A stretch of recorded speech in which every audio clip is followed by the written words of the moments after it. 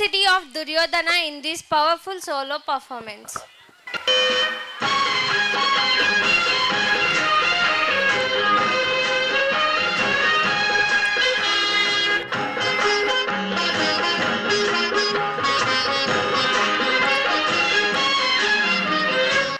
నేనే దుర్యోధనుడు, హస్తినాపురానికి నేను వారసుడను. పాండవులు 5గురు, నేను ఒక్కడిని. అయినా నా శక్తిని ఎవరు తక్కువ వేయకండి. నేను అత్యంత బలవంతుడను, శక్తిమంతుడను. ధర్మం ధర్మం అంటా. ధర్మం అంటే ఏమిటి? బలమున్నవాడు పాలించడమే కదా. బలహీనుడికి రాజ్యం ఇచ్చి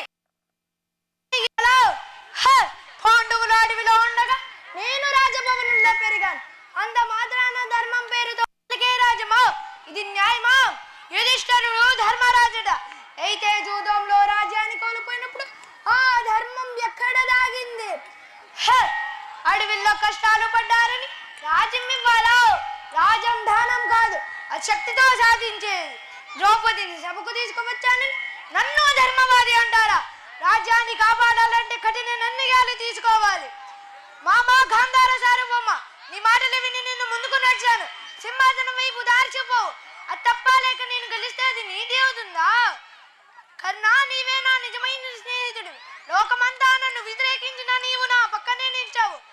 స్నేహానికి విలువిచ్చినవాడు, నా కోసం ప్రాణం ఇచ్చినవాడు. అలాంటి స్నేహం ధర్మం కాదా?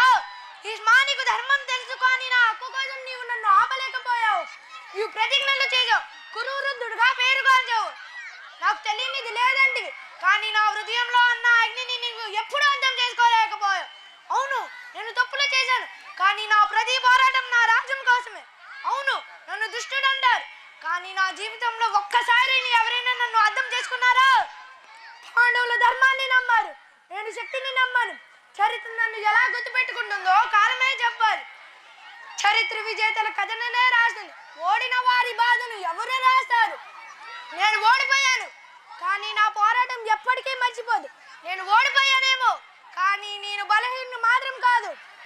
నేనో దుర్యోధనుడను, దుర్మార్గుడను, ధైర్యవంతుడను. నన్ను ఎలా గుర్తుపెట్టుకోవాలో మీ సందేహమే.